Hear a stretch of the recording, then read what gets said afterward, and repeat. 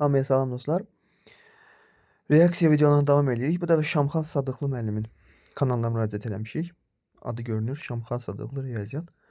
Və Güvən 9-cu sinif riyaziyyat kitabından çevrə bölməsindən 132-ci sualın izahını həm də reaksiyamı bildirəcəm. Baxaq. Daxilində bərabər yanlı 3 bucaq. Bir çevrə var, daxilində bərabər yanlı. İti bucaqlı özü. Bərabər yanlısa bu tərəf adsa, bu tərəfdə A olmuş olur. Oturacağı 8-dir. Onu da biz buradan bir hündürlük çəksək, hündürlük həm də bərabər yanlı 3 bucaqda median rolunu oynayacaq. Onu da bu tərəfdə edəcək 4, burada edəcək 4. Yəni yarıya bölmüş olacaq. Və bizə deyir ki, xaricdən çəkilmiş çevrənin radiusu 5-dir. Radius məsələn tutaq ki, bura bir dəqiqə üzr sayın. Burada demək xaricinə bu üç bucağın demək iti bucaqlı bərabər yanlı üç bucaq olmasının önəmi var. Bir dənə baxaq. Son radius mərkəzi, yəni çevrənin mərkəzi. Biz onda buradan da bu hissəyə çəksəm. Bir dəqiqə. Burada həmin o mərkəzin hündürlük üzərində olmasının isbatı lazımdır. Düzdürmü? Yoxsa istədiyimiz kimi götürə bilmərik də məncə. Yəni bu üç bucaq iti bucaqlı, həm iti bucaqlıdır, üç bucaq. İti bucaqlıdırsa deməli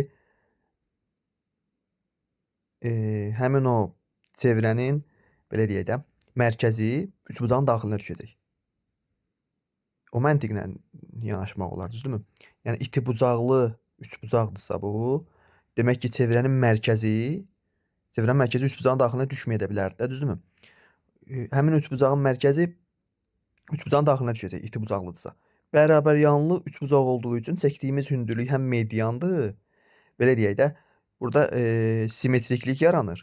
Ona görə də həmin o xaricdən çəkilmiş çevrənin radiusu, daha doğrusu çevrənin öz mərkəzi hündürlüyün üzərində olur. Düşünürəm ki, onu qeyd eləmək lazım idi.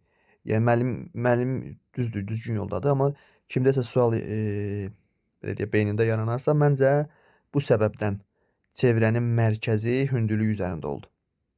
Bu da bizə radiusu verərmi? Bəli, bu da bir radius.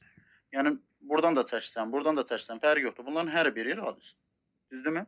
Və radius deyir nə qədərdir? 5-dir. Deməli buradan bura olan hissə nə qədərdir? 5. 5 aydın. Bu hissəyə baxın. Buradakı hissəyə baxın. 3 bucaqdır. 5 və nəyi verdi bizə? Düz bucaqlı 3. Digər tərəfi baxın, bu hissəni qırmızı ilə göstərdiyim hissəni tapa bilərəmmi? Bəli. Yəni bu hissə 1x desəm, onda olacaq. X-in kvadratı bərabərdir. 5-in kvadratından çıxacaq 4-ün kvadratından.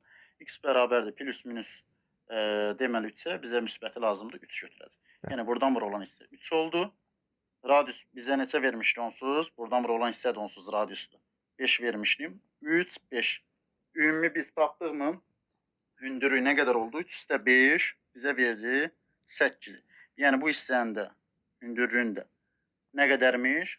8'miş. Yenə biz buna baxın. Biraz kiçildək. Aha. Bu hissəyə artıq baxırsınız. Baxın buradakı hissəyə baxırsınız. Bu bizə yenə nəyi verir? Bu hissəni göstərir. Düz bucaqlı 3 bucağı vermiş olur. Belə göstərək. Hündürlüyü biz tapdıq. Radiusudur. Yəni yarıdan bura qədər olan hissə 5 idi. Radiusu da onsuz. Biz də bu hissəni tapdıq.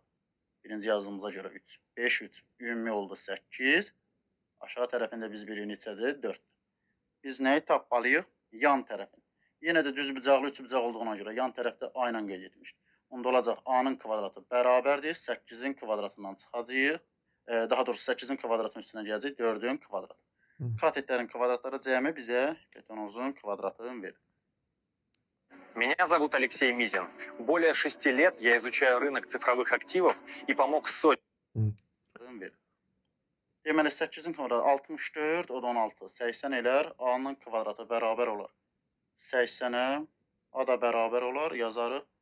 Deməli 16 vur 5 kimi, yəni 4 kök altda 5. Yan tərəfi oldu. Bəli. Aydındır, çox ətraflı izah olundu. Təşəkkür müəllimə düşür. Çünki izah eləyə müəllim idi. Bir dənə o radius mərkəz söhbətinin bir dənə nəzərə alarsız R bölməsində görək bəlkə də ehtiyac yoxdur. Amma məncə nəyə deyiriksə onun isbatına ehtiyac var. Ələxüsus da həndəsədə. Diqqətinizə görə minnətdaram.